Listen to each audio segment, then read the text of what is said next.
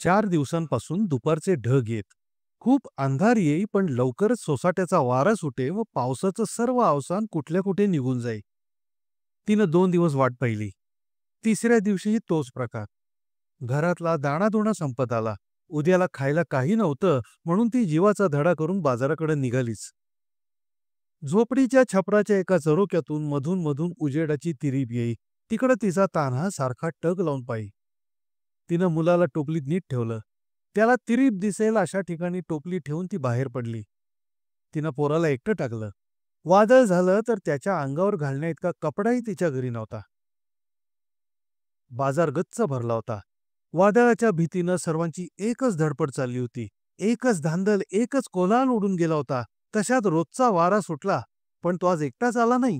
पश्चिमेच्या बाजूला पसरलेल्या प्रचंड काळ्याकुट्ट मेघांच्या बाजूने तो आला व त्याची साक्ष म्हणून त्याच्याबरोबर तडातडा वाजणारे टपोरे थेंबही आले.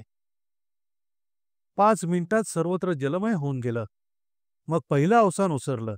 पण पाऊस पडतच राहिला. 2-2.5 महिने धरणीनं तगमगत वाट पाहिली.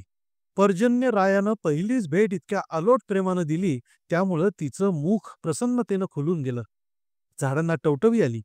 घरं छप्र स्वच्छ धुवून निघाली. रस्त्याच्या बाजूंनी लहान लहान ओहोळ धावू लागले. मुलं बाळं पाऊस पाऊस करत आपापल्या ओसऱ्यातून खिडक्यातून गंमत पाहत उभी राहिली. पण बाळाची आई कुठे होती? तिचा बाजार झाला का? वादळाचा पहिला थेंब अंगावर पडताच ती त्या सरी इतक्या वेगानं धावत निघाली. तिचं छबडं त्या झरोक्याखाली होतं ना. एवढ्या प्रचंड झंझावातानं एखादं कौल उडवून दिलं तर? छोटंसं छिद्र सापडलं की तिथे पगदार पाडणं हे त्या राक्षसी वादळाचं कामच.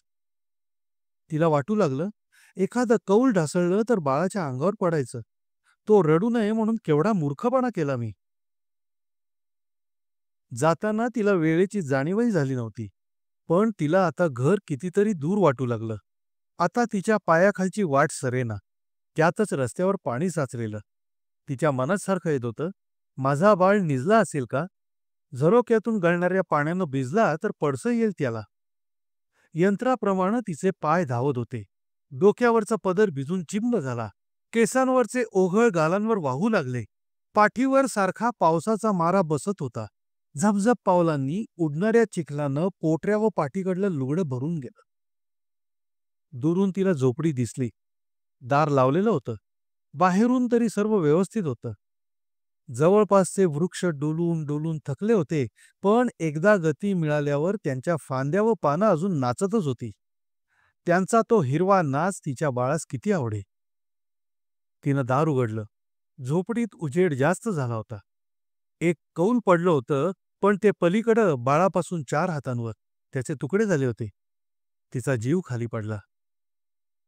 निजलं आहे गुणाचं, असं म्हणून चटदिशी ती त्याच्याजवळ गेली. झरोक्यातून येणाऱ्या पाण्यानं बाळाची टोपली चिंब झाली होती. गारठ्यानं मुठी घट्ट आवळून खूप रडल्यामुळं तो थकून पडला होता. तिनं त्याला चटकन उचलून पोटाशी धरलं व ती खाली बसली. किती उत्सुकतेनं तो तिच्या उभेत शिरला. तिच्या डोळ्यातून अश्रूही वाहू लागले, जणू त्या आनंदाच्या मृगधाराच.